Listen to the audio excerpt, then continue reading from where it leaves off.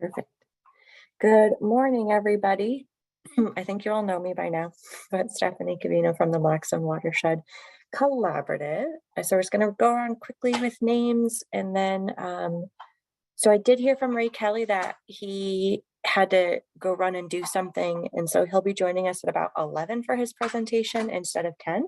So after introductions, we're going to jump right into our subgroup and partner updates, and then when Ray joins us, we'll get back to that and hear all about ZAP and the cleanup and the celebration. Adam, you want to introduce yourself?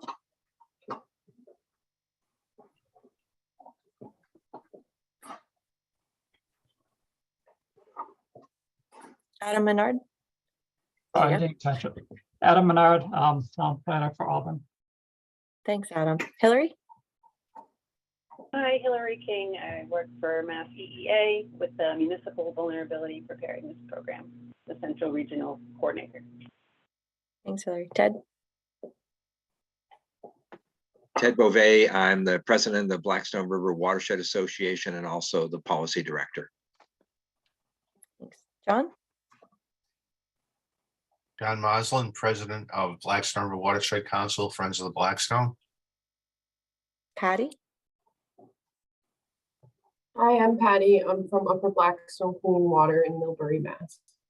Thanks. Gary. Gary Bechtold, town planner, Northbridge. Peter. Hey, Peter Friedland, resident of Upton. Thanks. Donna. Donna Williams, president of the Blackstone River Coalition and on the board of the Blackstone Heritage Corridor. Darcy. Hi, everyone. Darcy Young with the Narragansett Bay Estuary Program. Mary Ellen. I'm Mary Ellen Madalesca, Senior Director of Education and Conservation at Mystic Aquarium. Thanks. Rebecca.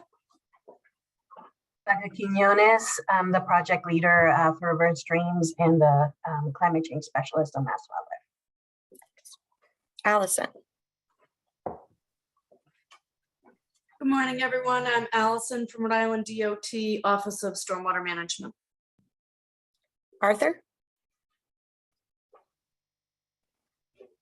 Arthur Plitt, Blackstone River Watershed Council. Thanks. Jesse. Steph, can you hear me? Yep. Oh, great. It's working. Sorry, sometimes my audio doesn't work.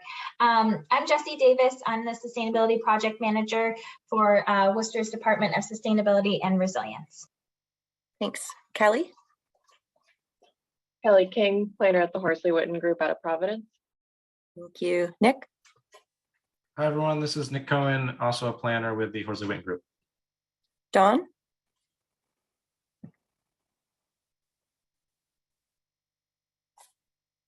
Oh, we might not have John's audio right now. Bryce. Hi, Bryce Dubois, assistant professor at the College of the Holy Cross. Thanks. And Patty? Patty McAlpine with Blackstone Valley Tourism Council. Thank you, everybody. Great. So I mentioned Ray's running a bit late, and I guess we don't have John's audio right now. Dawn Rosser is the granddaughter of the Miss David Rosser, who originally led the 1972 ZAP cleanup. So I think she's going to be sharing her experience with us as well a bit later on, but we'll jump into subgroup updates. So for municipal resolutions, we passed a resolution in Central Falls earlier this week. Just gonna mute you for a sec, Patty. It went really well. Thank you to John Marslin for sticking around until like 9 p.m. with me on that Board of Selectmen meeting or City Council meeting. But they seemed really interested and asked good questions. And I got a follow-up email afterwards that they're working with a Brown University graduate student to make a climate action plan for the city of Central Falls. And so they asked us to be a part of that. And he will probably be sharing some of his findings with this group a little bit later on once he has a better report. John, did you want to add anything to that? No, Ellen, I agree with what you said. It was an important resolution. Central Falls is a key partner in the Fish Ladder project, so we really want them on board. We still need Pawtucket to sign on, for a resolution, and I'll have to reach out to them again because we haven't heard from them since we met with them, Stephanie. So Yeah. I'll have to reach back out. Again, so maybe we just need to show up to their office, I think, at this point. Yeah, Pawtucket has, Pawtucket has a lot of new folks in their planning department. They have a new planning director in the last several months, and so they may be still readjusting and acclimating. But if you need any help with Pawtucket, let me know. I was on the Riverfront Commission, and maybe that's a place to start to get on their agenda. Miriam Plitt is the chairperson for that committee. Yeah, we actually have presented to the Riverfront Commission. Oh, okay. Yeah. Several, I think in the spring, quite a while ago. But we've been working with the mayor's office and Board of Selectmen. Oh, okay. All right. But thank you. Sounds good. And then we'll be presenting to the City of Worcester City Council next week, next Tuesday. So we are hoping, I've been working with one of the city councilors, Attell, and she said it will likely not necessarily be voted on right away by City Council, but they'll refer it to their, I forget what it's called, Technology and Innovation Committee. I don't know, Jesse, if you remember the name of that group, but. The Urban Tie Group, is it technology, environment? I'll look it up. I have it written down. Innovation and Environment, TIE. Yeah, you're right. Yeah, so, okay. I think we'll probably do a second presentation of them, and then we'll have Worcester, and then I think all in all, if we pass Worcester, we would have about 15 communities that have all passed resolutions. So that's really helpful. I'm going to poke Adam because I don't think we've actually done Auburn yet. So if you're interested and able to put us on an agenda for your select board meeting, we'd love to present to you guys and ask to pass the resolution in support of the needs assessment report and the collaborative. Yeah, I think maybe talking to the town manager first, because so she knows what it is. She had a lot of questions, I think, when I first broached it, and the questions weren't really, she was thinking bigger than what it was. She was thinking how much money we're gonna have to, town's gonna have to spend, which is not the case. So I think just talking to her that it's what it is would be helpful. Sure. Yeah, I can do that. I know we have had one community that we presented to and they ended up just saying, no, we don't want to pass this. We're scared of what it would entail. Uxbridge can be challenging in that way, that they're a little bit hesitant. Just email me next week and we can try to set some thought. Sure, thanks. Appreciate it.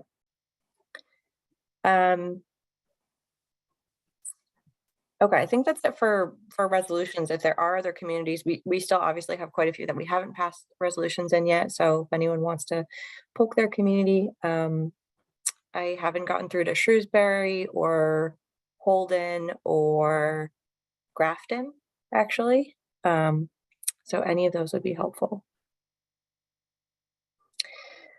Does anyone have Bikeway Greenway updates?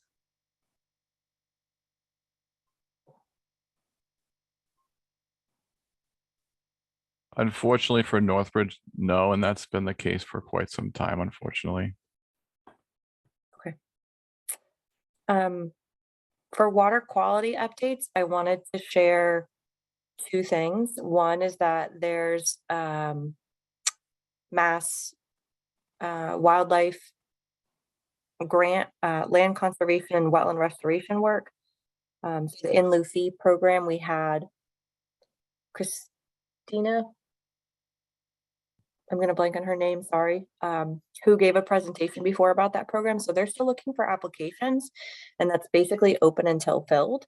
So if folks have ideas, I know I've talked to several of you about different potential ideas for restoration projects or culvert removal, dam removal, small projects. If you're interested in pursuing any of those, let me know and I can work with you on an application, or you can reach directly out to the in lieu fee program and provide an idea of a project, and they'll work with you on whether it would be feasible or not. the entire Blackstone Watershed in Massachusetts is eligible for this funding. So it's about, I think it was about I'm going to misspeak now about what the availability of funding was.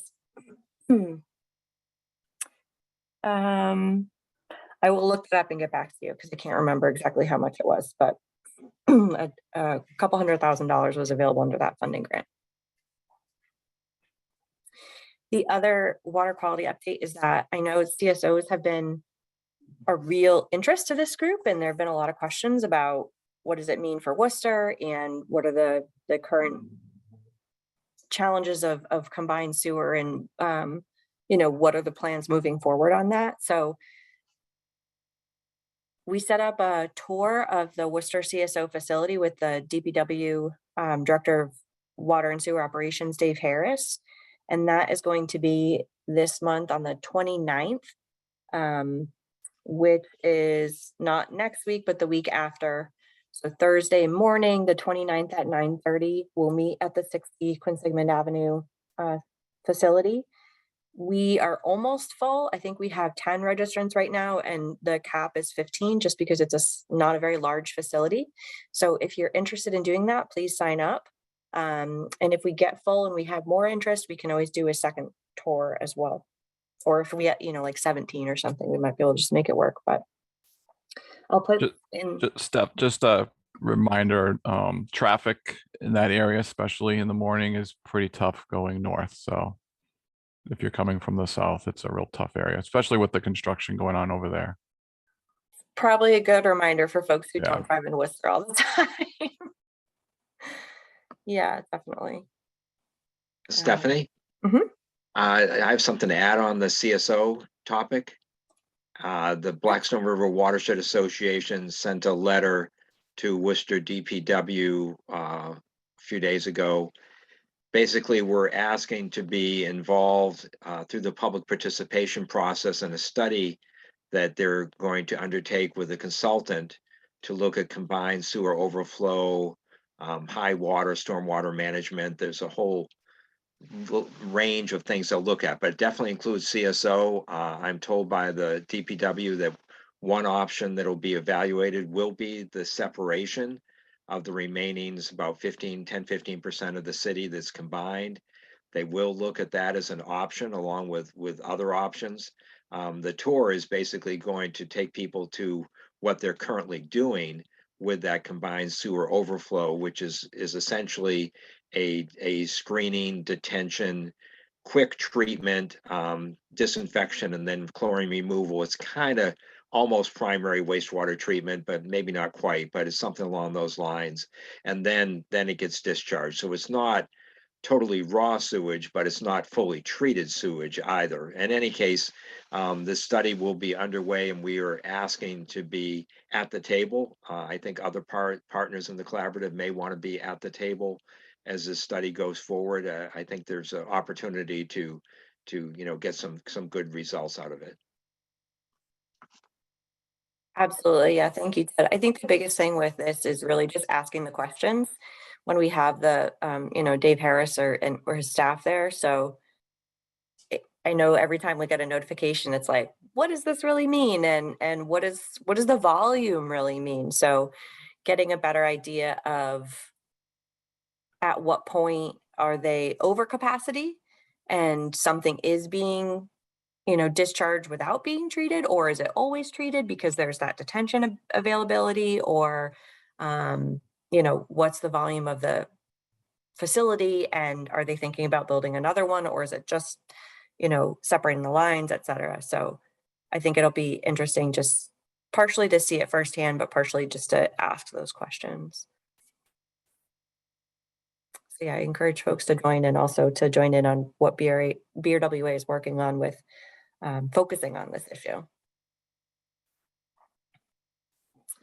Are there other water quality updates specifically?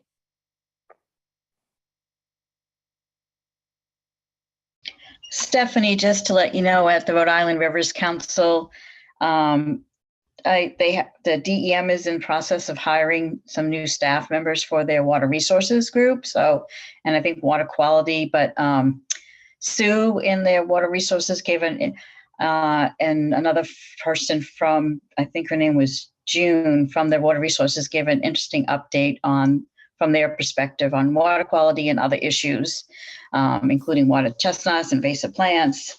But so Rhode Island DEM is expanding their FTE in that, so that's a good thing. And I also met the new person with the Narragansett Bay Estuary Program at yesterday's meeting, and Narragansett Bay Estuary Program will be doing a presentation at the October meeting. So just an FYI. It's going to be awesome. Oh, and Darcy. Hi, Patty. Yep.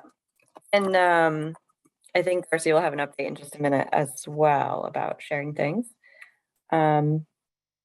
Okay, so for water quality on university, I wanted to invite folks. You don't have to be a professor or researcher to come to this, but it's specifically geared towards academics and students, researchers and students. Clark University is, oh gosh, I just realized, sorry, in the notes, the date was wrong. It's not September, it's October 20th. We do have time on this one. On October 20th, it's Thursday at 12:15 in Worcester. If you can come in person, we're having a conversation on what different researchers are working on in terms of climate resilience and water quality work in the region, and then asking people to share a little bit about their research and connecting it back to what the collaborative does and the needs assessment report and all the goals that we're already working on, and seeing if we can use some of that research to help further the needs assessment report goals. So I know that I've got a few folks from different universities who have committed to being there. So thank you to Bryce, who represents a little bit of RISD and a little bit of Holy Cross now.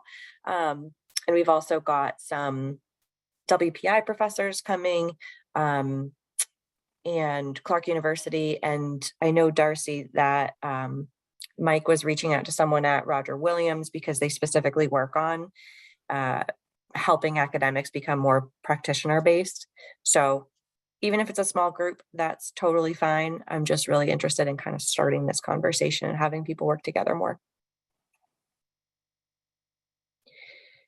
I'll put that link in the chat as well. You don't have to register for this one. You can just show up if you're available. We will feed you for this too.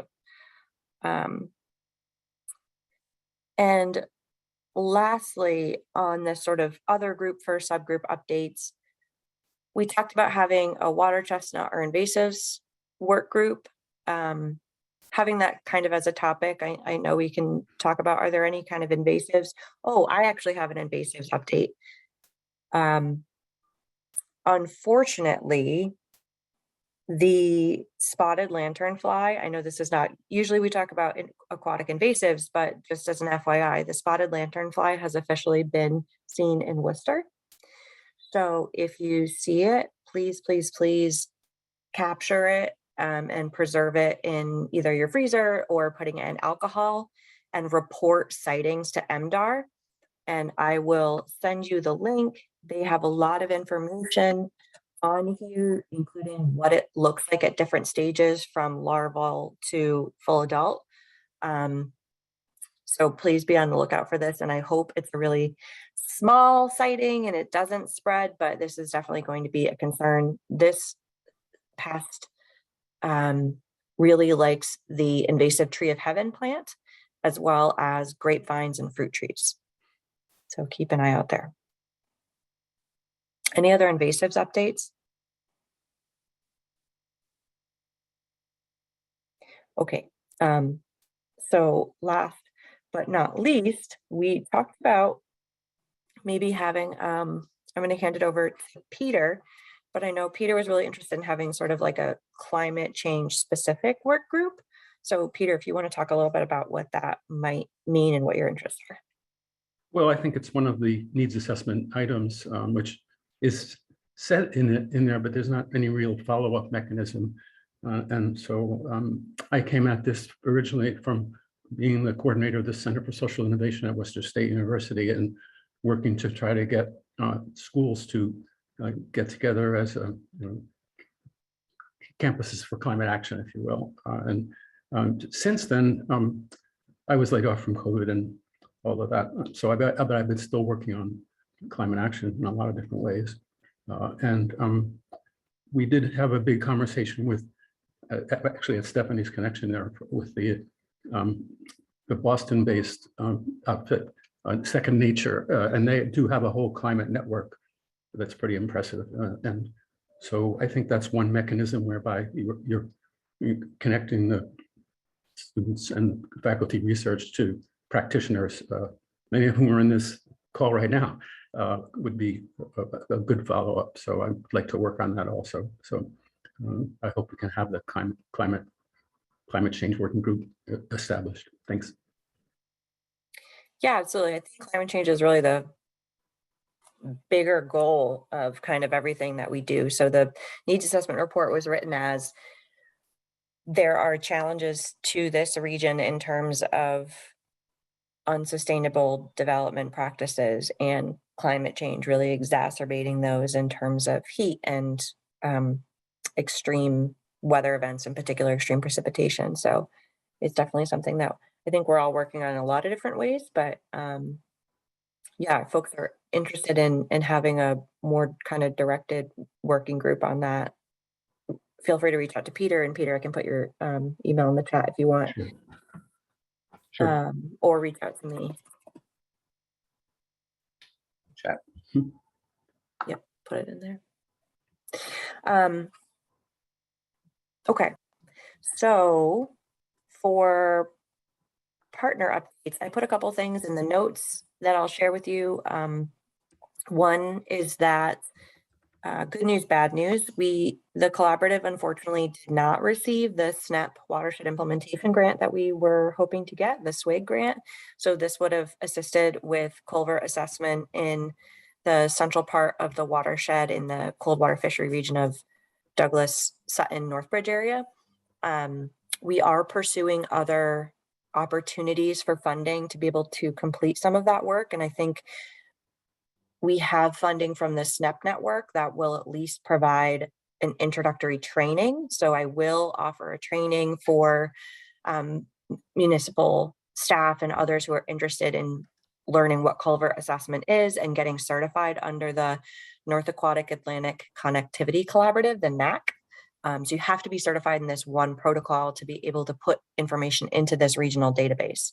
So I'll probably, I'm not sure if folks want to do that sooner, like kind of try and do something in October, November, really quickly, or if it would make more sense to wait until spring. I'm happy to do either. I know that there are a few staff who have already gone through part of the training and want to finish it up. So I'll probably offer that a bit sooner if people are interested. Reach out to me, please, and I can add you to that list. Stephanie, I think Northbridge expressed an interest in that. And I'm not sure, does it make sense to maybe reach out to the RPA, the Worcester, to see if, does it make sense to see if they would have someone interested in doing that as well, so they could assist? Oh, they do. Okay, good. Yeah. Excellent. They've done half their training and then they have to complete their second half. And I just happen to be the first one to finish my training. So I get to be the one to provide everybody's additional shadow hours. You have to go to 20 culverts and do assessments under somebody else before you're certified. So it's just hard to get all those hours in. But yeah, so I'll be offering that sooner, probably in October if I can make it happen. So I'll put out a date for folks. But if you're interested in hosting in Northbridge and having your culverts assessed as part of that, I'd love to work with you, because we do need kind of like XY coordinates, and is it accessible? Can we get down there? And having like sort of a diversity of a really like a small bridge versus a culvert, multiple openings, things like that. So I will reach out to you and maybe we can work together on training. That'd be awesome. The good news is we do have this funding from the SNAP network, so we are going to continue to provide technical assistance as folks need it. Please reach out to me. I'd love to help. And we are going to focus a little bit on this culvert assessment as well as bylaw review. And we also received a grant from the Center for Landscape Conservation's Catalyst Fund. And this is specifically to focus on what is the long range plan really for this group. Do we need to create a steering committee? Should we change and have quarterly meetings instead, or do we add an evening quarterly meeting for people who can't otherwise attend during the day? How do we be more inclusive of the communities that we're representing? So I'd love to hear your thoughts on that as well. But hopefully we'll be getting a part-time staff person to work on this. If we can get one more grant. If we can't, then I will take this on and do the best I can with it. But definitely it's something we're interested in. So I don't know if anyone has quick thoughts on that.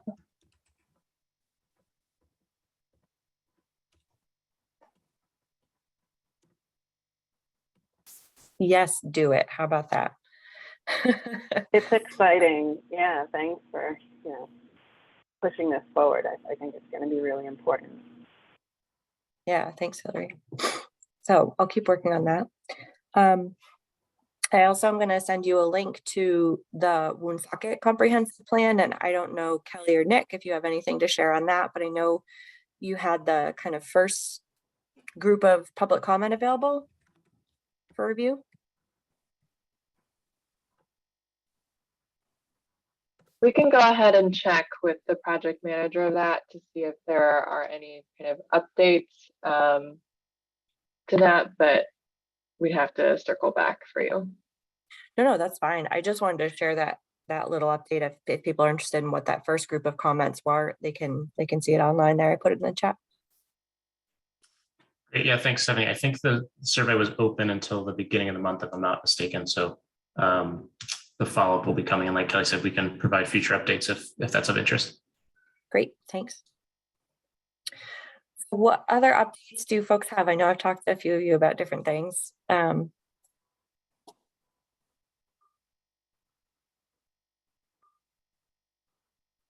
John, yeah. Yeah, I got an update. So this Saturday at 9 a.m. we have Connecting with Canoes at our building on 100 New River Road in Manville. On the 22nd, we are showing Kickatuck Speaks at 6:30 p.m. That's a Thursday at Slater Mill outside on their movie screen. And we have some exciting news. We're working in collaboration with the Narragansett Indian tribe. And on Sunday, October 30th at 1 p.m., the Narragansetts are going to host an intertribal gathering at Slater Mill starting at 1 p.m. And they're inviting other tribes to participate. And we could use some support from this group to come down and to Slater Mill to support the Fish Ladder project. One of the agreements that the Blackstone River Watershed Council has with the Narragansett Bay Estuaries program is to reach out into the communities and get a louder voice for this Fish Ladder project, which is desperately needed to maybe get funding. If they hear a louder voice from the community, it might take a better look at Fish Ladder project. So we're going to need all the support we can get. And the game plan is that the October 30th will just be a kickoff for a kind of a educational program to print up some herring that we can distribute in the community and in the schools that the kids could color, and then bring it back to another powwow that we're going to have in April with the Narragansetts hosting again, to try to get a lot more people from the community to speak, for the voice for the Fish Ladder project. So that's going to be one of our projects through the winter, and I hope it's successful and we can use support to make it successful. That's all I got. Awesome. Thank you, John. And I will put those on our website as well, so folks have the details. But just to clarify, October 22nd, 6:30 at Slater Mill for Kickatuck Speaks, and October 30th at 1 p.m. at Slater Mill for the Narragansett Intertribal gathering. Okay. Yes. Perfect. Thanks. Darcy. Hi, everybody. First off, we're really excited with the progress that John is making on that front. That's just really, really amazing news. And then from the estuary program, we've got a couple of events coming up that we're kind of on a full court press for. one of which is coming up next Wednesday, the 21st. We're having a meeting for our Vision 2032 process for the Narragansett Bay watershed. So this is reconvening stakeholders to talk about our comprehensive plan for the watershed, which is kind of our 10-year vision of what we can do between now and 2032 to make the Bay better for water quality, habitat, and wildlife. That's a free meeting. It's in person next Wednesday at Rhode Island DEM. And I will put the link to registration in the chat. Basically, we just ask that you register so that we know what to feed you.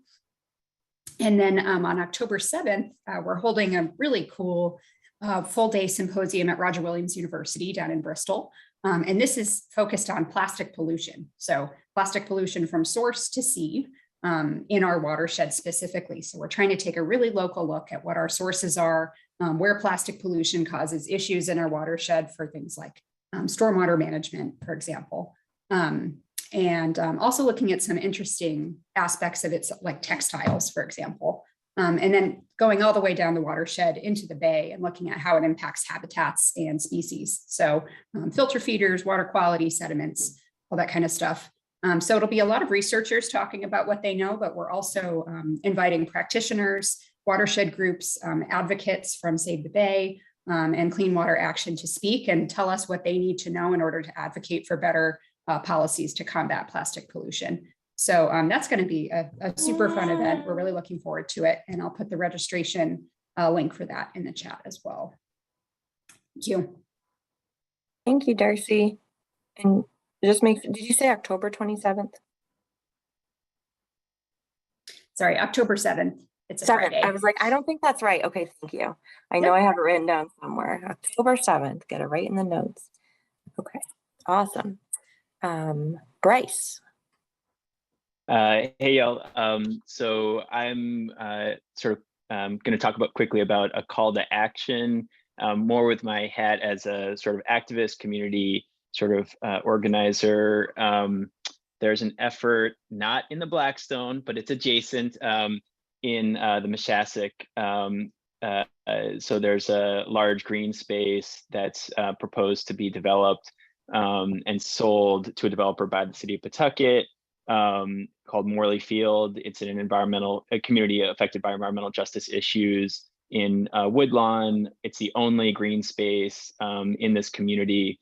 The proposal is to essentially trade this green space with another green space that's on the Seekonk River, essentially adjacent to the wealthiest community in East Providence, as well as, in Pawtucket, as well as Providence. So we see this as an environmental racism related issue. So we're organizing to prevent the sale.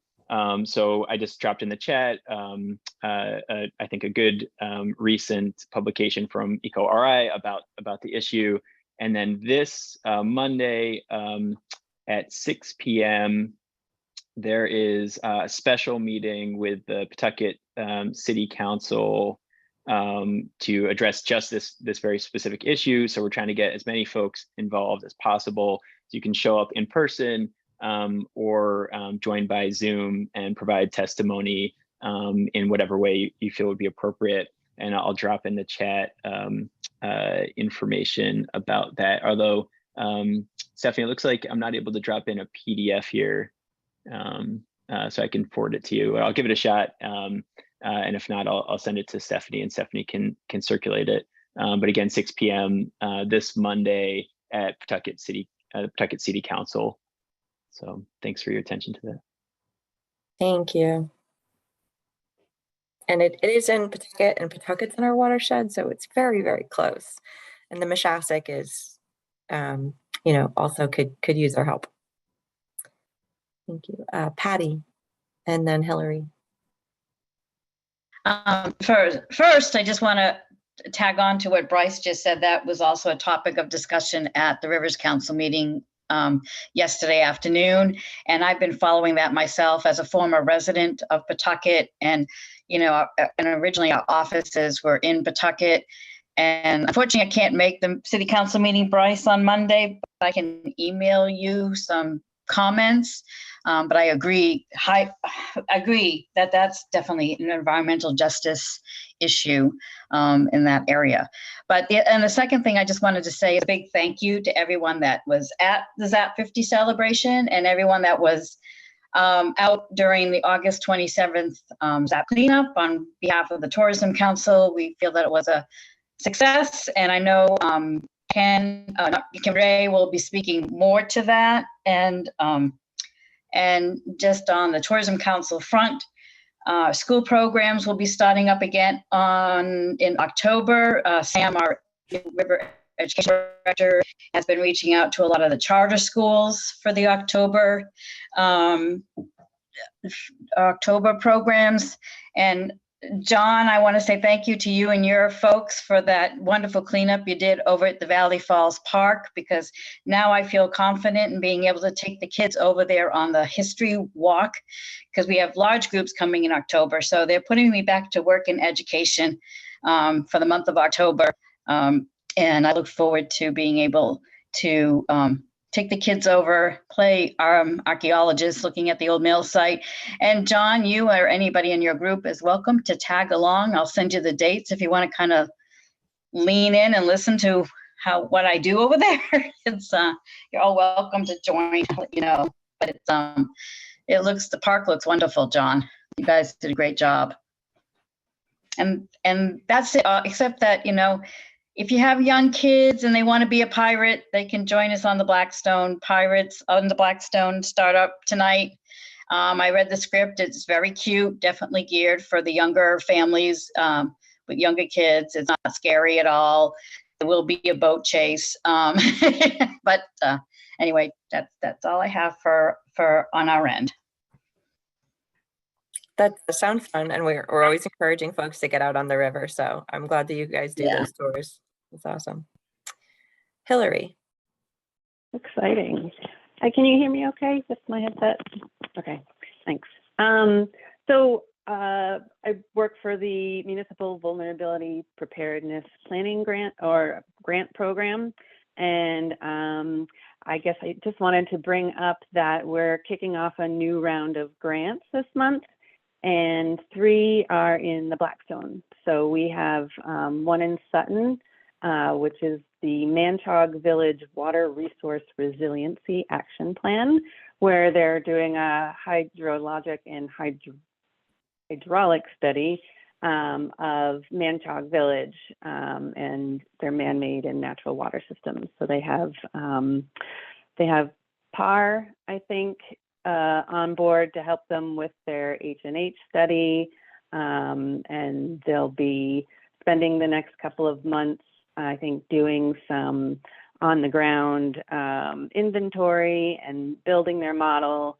But there will be opportunities. I think in the beginning of November, they'll be having their first listening session. So, you know, be on the lookout for ways to, you know, see what they're doing and maybe participate in this effort. The next one is Uxbridge, where they're looking at dam removal. So it'll be for the Homebrew Dam. They're going to be doing field investigations and design and permitting to actually remove it. But they're also starting conversations within the community to look at the Witten Pond Dam. They still don't know who the owner is. So part of it will be investigating ownership and just talking to the community about the challenges and benefits of potentially removing it in the future. So it should be really exciting, and there'll be a lot of engagement on that as well. So lending voices to that will be great. And I think, I don't know if Ted was alluding to the one in Worcester. They're doing a drainage and green infrastructure master plan, which again is a lot of H&H modeling, but will also have an engagement component where they will, you know, pull in some, yes, Jessica, where you'll be pulling in some community engagement and information. Plus, they're also going to be looking at Crompton Park and thinking about ways to put green infrastructure into that park and make some updates for cooling and stormwater and flooding. So those are all very exciting projects, and I'm sure we'll be able to update, along the way. And there's one more in Shrewsbury too, which I know is not fully, the whole community is not in our watershed, but Shrewsbury also got an MVP grant for looking at regulations regarding parking requirements. Yes, actually they got 2 MVP grants. They're also working on a climate action plan this year too. So yeah, I'm not sure how I forgot Shrewsbury since I live there. I was going to say. Anyway, thank you, Stephanie. Yeah. So I put in the chat too. There's a link and you can read about all the different ones. There's tons of funding that just came out. So we're so appreciative for the MVP program in Massachusetts to help further along these projects. Thanks, Steph. Yeah, thank you. Are there other updates for things that you're working on, events that you would like to promote, advocacy projects that you need assistance with? Yeah, can I mention a couple things? Yeah. So first, and to say, I know this is somewhat unrelated, but it's very exciting for the city. We just formed a transportation and mobility department, which is going to be doing some amazing work to work on sustainable transportation.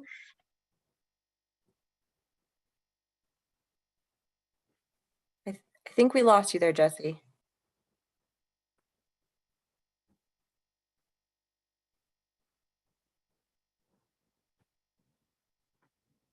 We lost your audio, Jesse. We had you. We heard there's a new transportation division headed up by my old boss, Steve Raleigh. So great guy who totally gets this stuff.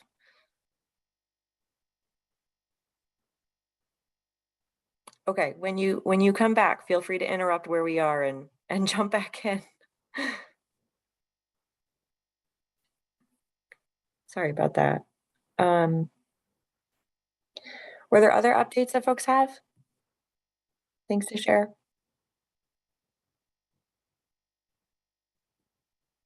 One thing that I've never specifically asked, but might actually be a useful one too, that we can add to kind of just going through an agenda, whether it's under this updates or a different section of, are there issues that you guys are facing, particularly with our municipalities? Are there specific things that you're working on and could use a hand with or have questions about, or, whether it's being connected to other communities that are working on this, or specific expertise that you're interested in gaining?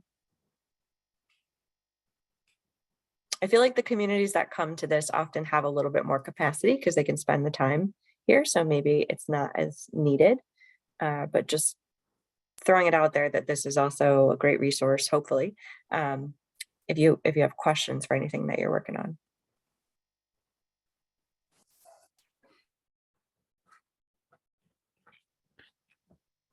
Oh no, I lost my audio and my connection.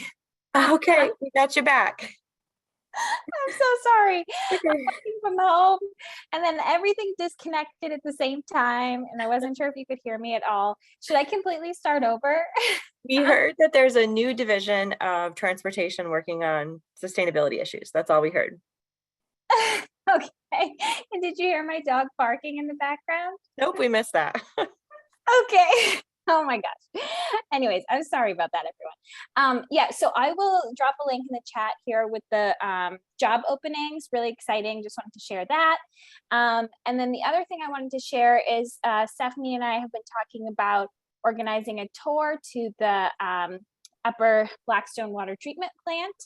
And we got a date scheduled for that. So October 24th at 3:30 p.m. And we're hoping to get some members of the Green Worcester Advisory Committee to attend.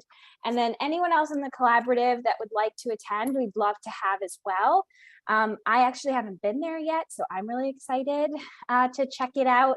Steph knows much more about it than I do, but just wanted to put it out there that we're organizing that.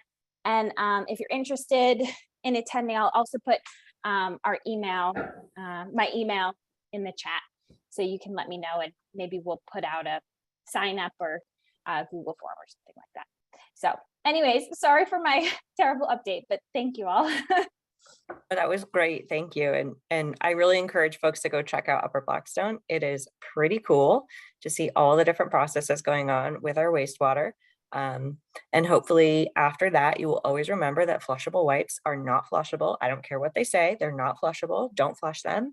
They really gum up the infrastructure in the sewer system. So they do a great job at walking you through, Tim and Patty and all the staff there. So it's pretty neat to see. Wear closed-toed shoes. It's important. So yeah, not only the other job openings and transportation and mobility and in the sustainability division, I know Worcester's also hiring, and I did want to specifically call this out. The Department of Public Works is hiring someone whose title is engineer.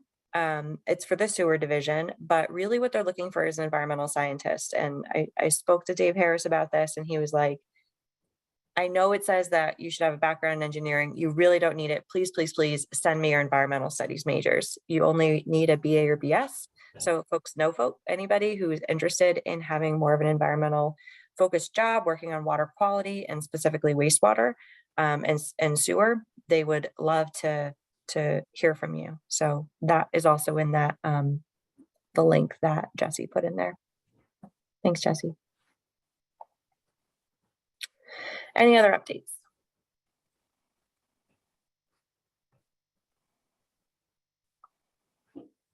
Okay.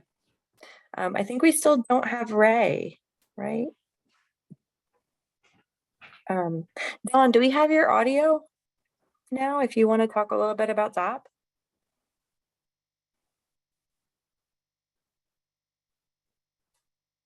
Nope, no audio from Dawn either. Okay.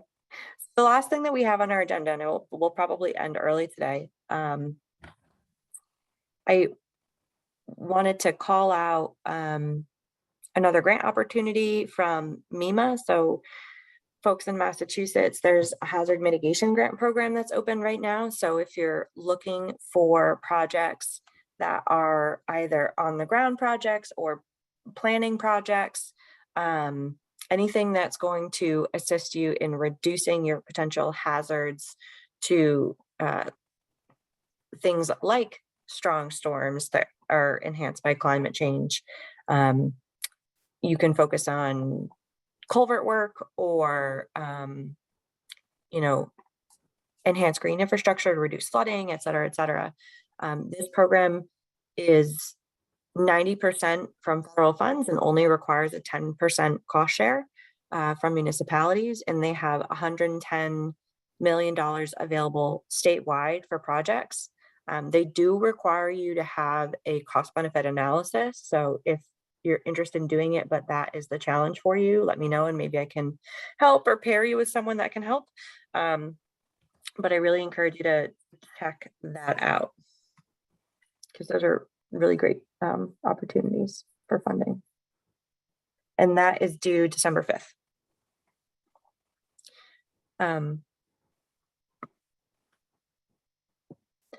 Yeah, Patty, if you want to talk to Zap a bit, that would be great. Yeah, I know Ray had emailed us about sending him some video, which I just did this morning. So maybe he's playing around with that, an MP4 video. I don't know if that's something I can share here, but I can just email it out that David Lawler put together. And if you received the email yet from Dawn Kayla, she did just send out an email with some numbers, but briefly from the people that have been reporting in. From the cleanup, we had 2,000 volunteers, but the impact we feel, and I would add that the paddling event that you and Emily headed up also added to that as well. And I did bring that up to Donna. As far as the impact, and this is a number coming from Bob, to kind of just mention that we figured that we reached out to 100,000 people. This is a number from Bob, and bringing awareness to the river. But I mean, overall, I think it was successful. I think the paddling event that you guys did and with the cleanup, it was just nice seeing all the photos that came through of the different groups that were out there from Massachusetts and Rhode Island. So I think that was, something. And then Donna is putting together a Google Drive with some of the photos that she will be sharing. We were looking at different ways of trying to figure out how to share all the photos that came through. So she's working on that from Zap. And so now we're going to try to get 10,000 people for Earth Day 2023. That's just a little joke, but but yeah. So now that I said, we just do our regular Earth Day cleanups like we always do. But overall, I think it was the 10th was well attended. I think we had a lot of people checking out the different tables that were set up around the periphery of the Hodgson's Park. I think the music was great. We had a song that was written through the Songwriters Festival folks that was performed. Mika Siga was there, and I understand. I didn't see any of this because I was over at the Slater Mill checking people in and making sure food trucks went to the right place. But I understand Mika Siga also got up and sang with Mary Lee, Partington and Sweeney, a Pete Seeger song.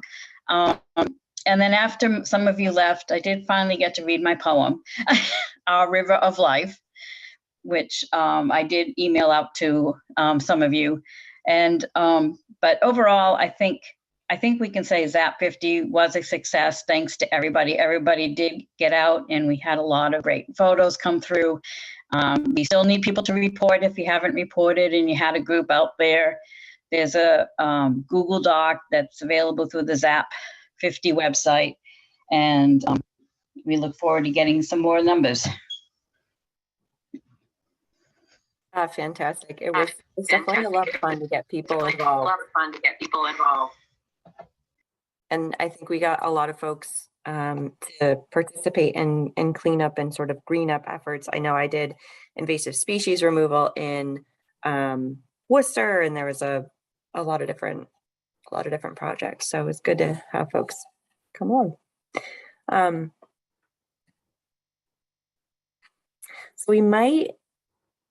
I know that there's this last part of our agenda of priority projects, but I think that we kind of went over that last time of what different needs are. I don't know if folks have anything that they want to add to this list. Otherwise, I think I might just end really early, but I know I might have been working on a grant report until 3 a.m. I don't know about the rest of you.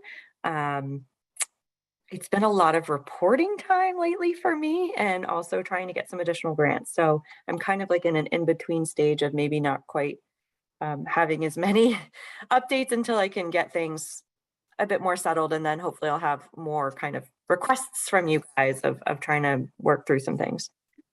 What we talked about last time were specific topics of combined sewer overflow. I know BRWA is working on that. Drought is, of course, a big concern. Mass Rivers Alliance is really doing a lot with that in legislation. Accessibility and inclusion in meetings and decision-making, that's something that I mentioned we got a grant for, and I'll definitely be working on. There's specifically Poor Farm Brook dam removal in Worcester. That's one that if you're interested in that in lieu fee program funding might be a great opportunity. So maybe connecting, and maybe I have to reach out to Colin Novick about that one and ask him about it. I'm not sure who the person heading that project up is. Early education, I know that's something BRWA also does. I think that maybe came from you guys to just work more in schools. We'll also be I'll be doing a presentation to a school in Grafton next week on watersheds and hydrology. So getting out there, we're also going to show them Kitticuck Speaks, which is pretty exciting. And thanks, John, for coming with me on that one and talking more about the cultural aspect of these challenges in the watershed too, of a modified hydrology. Fish passage is something that's going to be a huge project going forward. I know John and NBP are working a lot on that. We want to be as supportive as we can be. Recreational access is something that when I first took this position, I wasn't as much focused on, but it has come to the forefront as such a big need. And I think a lot of that comes from stewards and advocates for the watershed start as recreators. And so if we can get more people to see the river and enjoy it, they're going to be more likely to keep an eye on it and sort of be a good active steward of it and advocate for its continued improvement. So recreational access is something I'm working on a lot, in particular with the Rhode Island School of Design.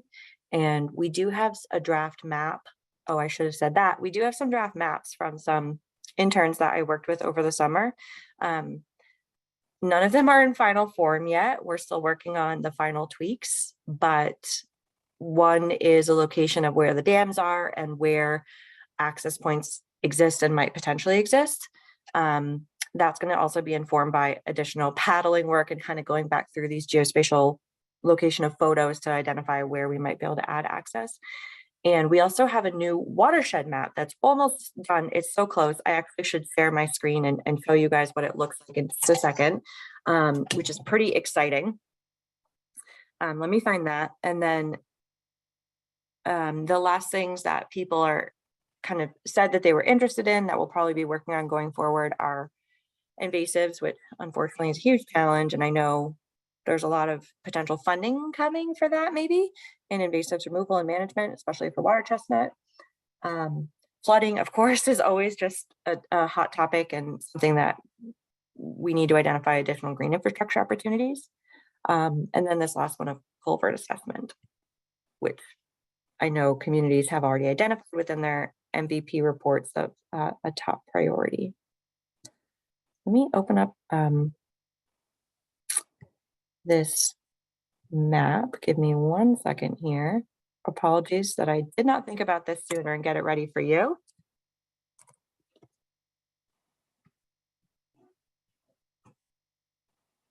Okay.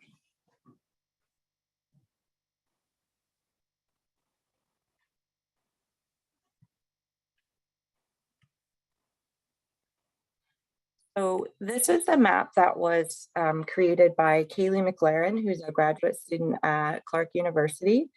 And she's going to give us a couple of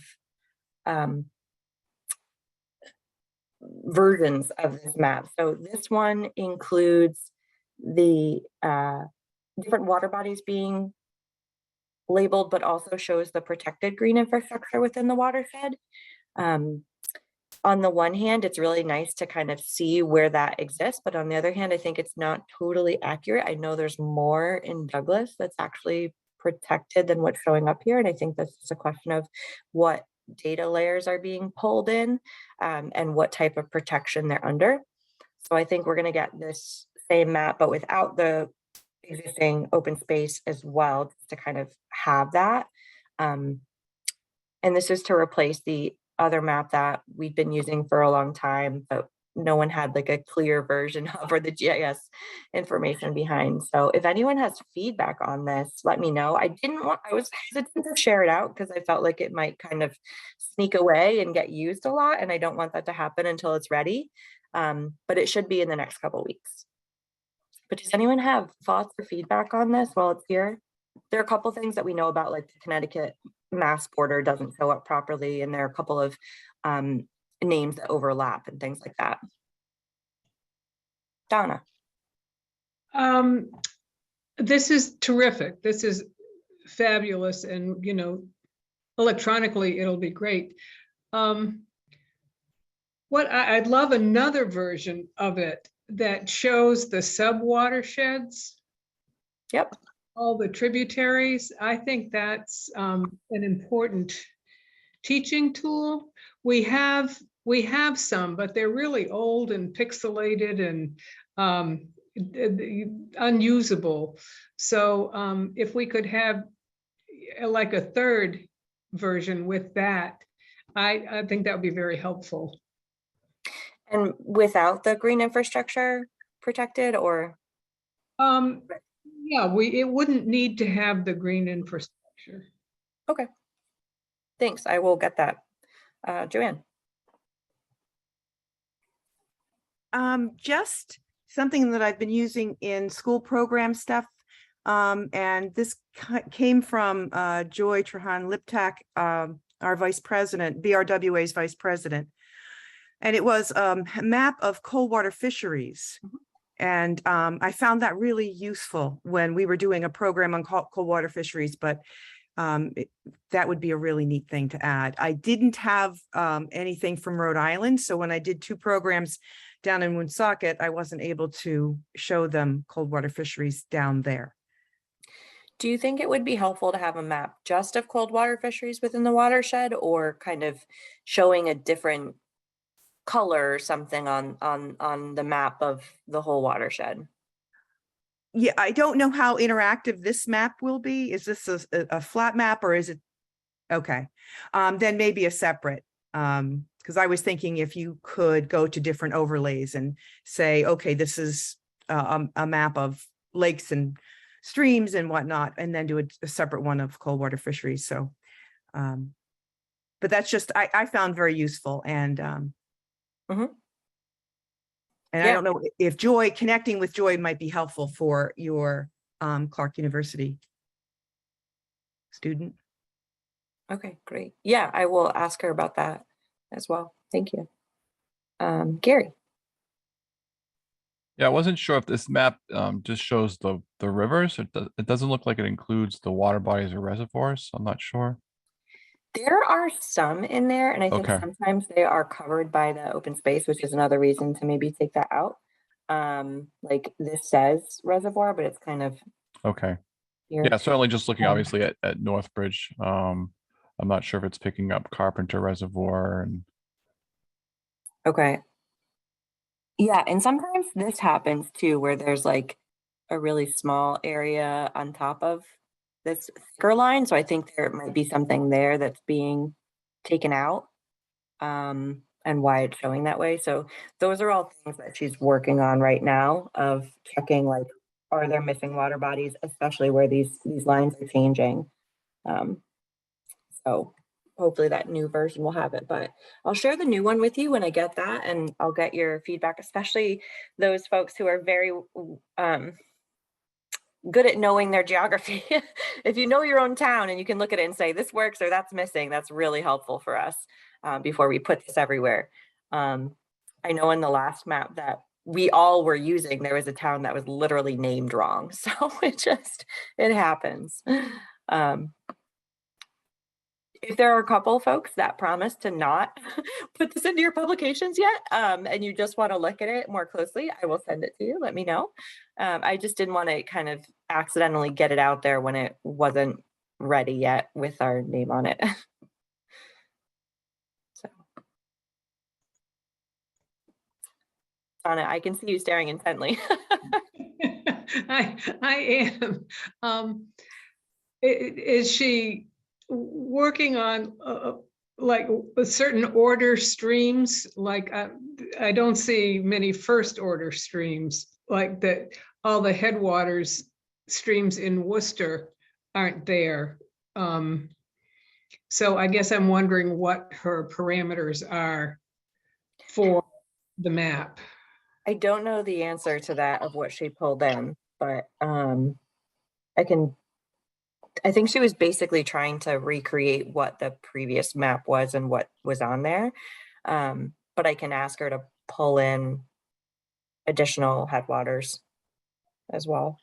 Yeah, throughout the watershed would be helpful, useful, you know, those headwater streams, not just Worcester. Just because there are so, and actually, Joanna talked about the cold water fishery streams, and many of those are like first order streams too, and I don't really see them on this map. So okay, yeah. So break out smaller subwatersheds, include first order streams, and do a map of cold water fisheries.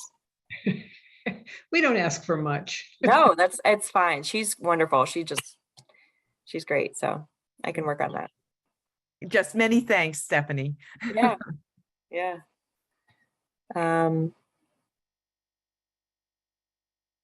Anything else? Okay. Let me stop sharing here.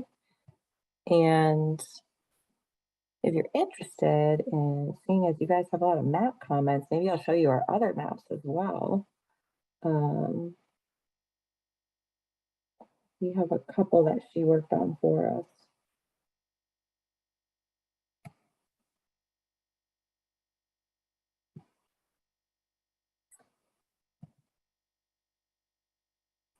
The other, I also wanted to share, since I have Worcester on the phone actually, and I was going to set up a meeting to talk to you guys about this, but one of the things that she also looked at was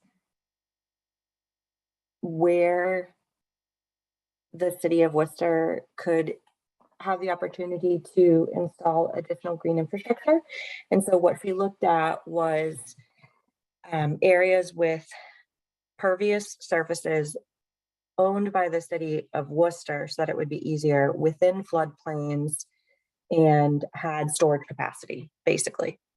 So I don't think it's maybe a surprise that it pulled out a lot of the parks.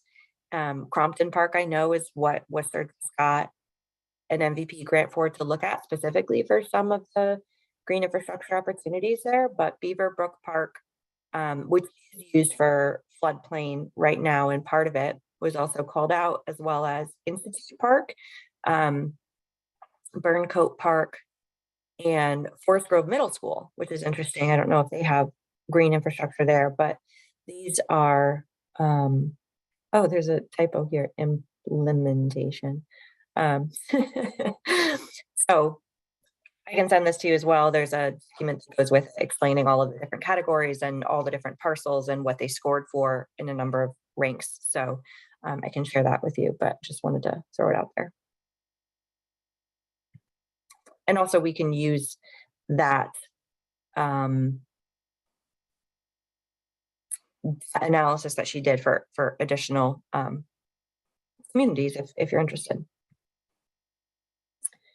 So it's 11:10. I don't want to keep you guys if we don't need to keep you. Oh, we have Ray. Yay, we have Ray. Go ahead, Ray. Hi. I heard that Patty already made a presentation, but I've been working on this for a couple hours, so I was hoping that I could share it with you guys.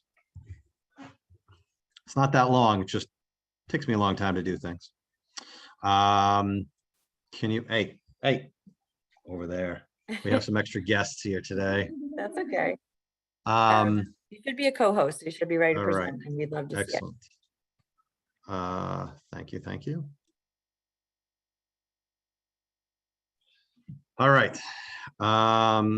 Let us begin. So this is the last ZAP 50 presentation you have to sit through. You are welcome.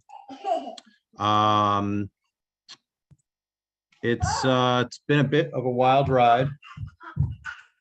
Over there, please. Sorry. It's been a bit of a wild ride, and I just thought I could wrap it up here pretty quickly. So here we are. Talk about our successes and wrapping it up. There's this great video. It's a 5-minute video. I can leave it up to you guys to watch it afterwards. It'll be in the links. It's a great video that the BVTC put together.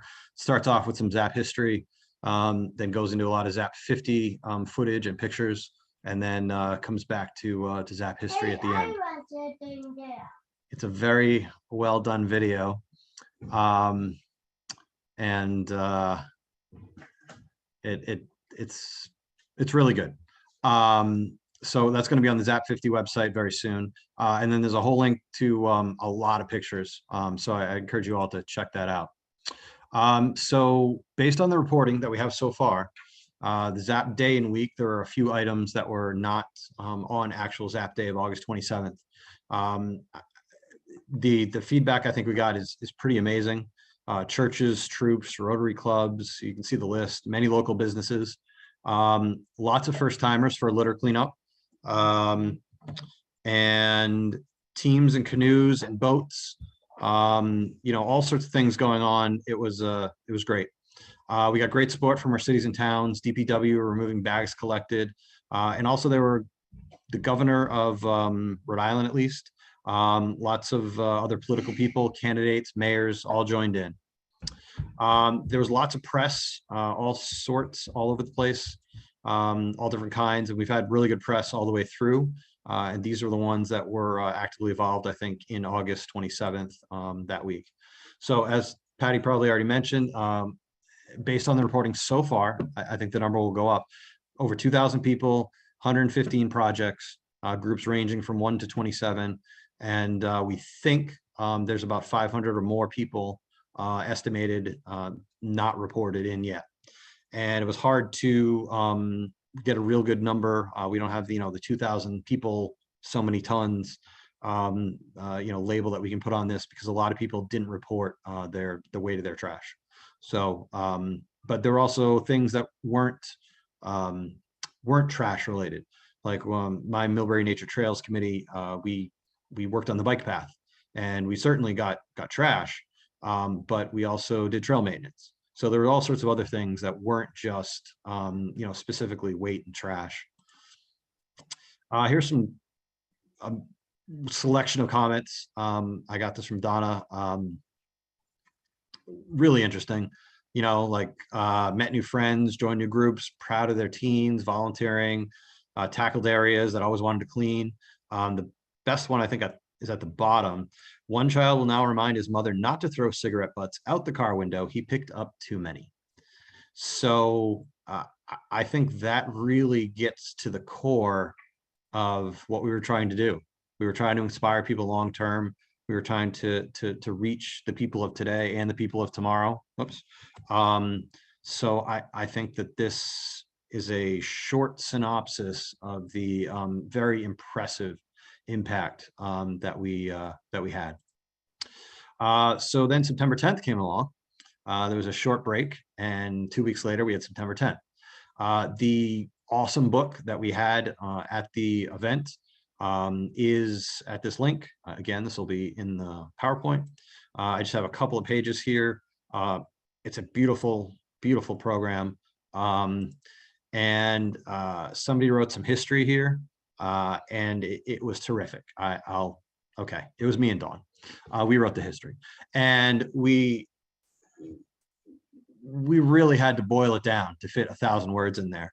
But there's some great quotes from our grandfather, from the film, from I think the Projo or other places, and you can really see the connection between what ZAP was before and then all the way through to where we are today. So there's another page of it in there, so I highly recommend you read that. Then if you look at this is the list of groups throughout the years. All these different groups have helped over the last 50 years. I'm sure there's more, but this was the list that we came up with for long-standing groups. Over here is the list of all the towns and cities that were pretty active this year.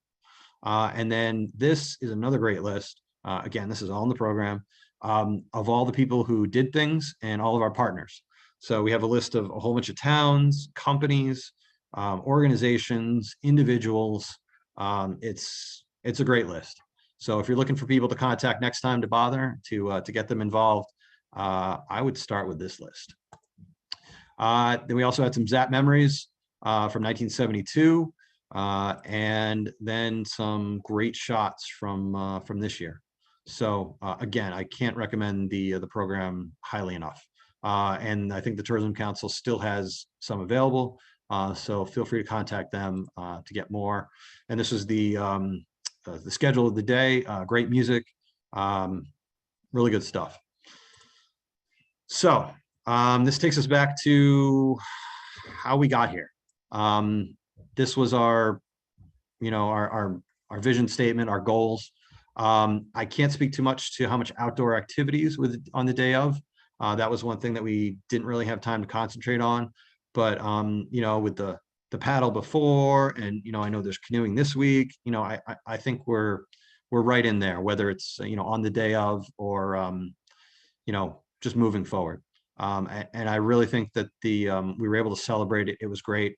Dawn got up to speak for a while and really made the link historically where we were. I got up to speak.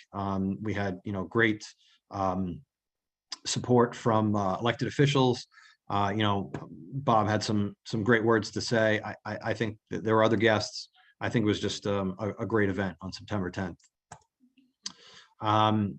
So, moving forward, I really think we have achieved this and brought people out of the woodwork that wouldn't necessarily normally be involved, really pushed forward the local organizations, and I think we're moving forward in the right direction.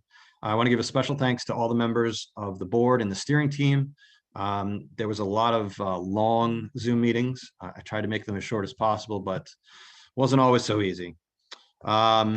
So we're really appreciative of all the people and all the work that they did. And then more regionally, I guess, or more on a organizational level, these are all the main groups, and I'm sure I left somebody out. I did my best to rack my brain, but these are all the local organizations and who supported us, with leadership or members. And I really think that they did a great job. I know a lot of people interacted with other groups. These are the main groups I interacted with. It's not an exhaustive list. I apologize if your group or someone was left out. And of course, some special thanks to the Rosser family and Dawn especially, and also my wife Liz and Lily, Aiden, and Joe, who's joining me here. I'll talk to you in a minute, okay? Go see Aiden. We weren't in our house August 27th. We had a mold issue. We had to leave. We weren't going to drag the kids to our ZAP event in Millbury, but the kids really wanted to go, and I'm just so happy that we could all join in a family event. So what's beyond ZAP 50? We think ZAP will continue. It will continue, but is it ZAP 51, 52, 55? Do we call it something else? We don't know.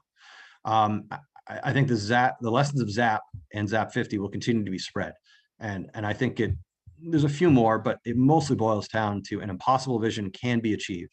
What started in 72, we were so much farther than we were back then. It seemed impossible, 50% sewage, here we are. And also individuals or small groups can achieve, or at least start, great things. Sometimes it takes years, but it really can be done. And we know that local organizations will hopefully be spurred on by the new wave of awareness and support. So what is ZAP 50 going to look like? One thing, we're still working that out, but one thing is that if you go to ZAP 50, zaptheblackstone.com, we expect that's where all the ZAP 50 and all the ZAP history will live. We're still trying to put that together, and we're really hoping that you can all still continue to stay connected. Just going back to the very beginning, this is what we thought we would do. I really think we did. Hey. Yeah, go. Thank you. So we really think that we achieved what we set out to do. The short-term success, long-term change. I really think that's where we're headed, and I think we effectively supported the elements of the needs assessment priorities, and it's better than how we found it. We're not where we need to be, but we're moving forward. And in the words of my grandfather, the Blackstone is our river of life. So that's another thing to keep in the forefront of your mind. So thanks again. Stay connected and stay tuned. That's it. Oh, Stephanie, you have your hand up. please. No, I have a clapping emoji. Oh, thank you. Thank you very much. Yeah. Thank you so much for that, Ray. I'm really excited for all the folks who got involved and hopefully can stay connected to the collaborative and all these other wonderful groups that are working with us throughout the years. So that's fantastic. Yeah. And a special, to everyone here. I haven't been able to follow up on every single email, but I really appreciate, everyone directly or indirectly supporting, Zap 50 and myself and everyone on the team. It's been a big thing to do. This forum, this venue has been really, really critical to our success, I would say. Happy to provide that. It's really Thank you. amazing work to support. So with that, I'm gonna end it early, and I appreciate everybody's participation, and I'll send out the meeting notes, and we'll see you again next month, which is October 21st. And at that meeting, we'll have Colleen Keenan talk about her National Park Service educational booklet that she made. She was unable to come today, but she's looking forward to next month and presenting about that. And I will work on those maps. Thanks, everybody. Take care. Thank you. Bye-bye.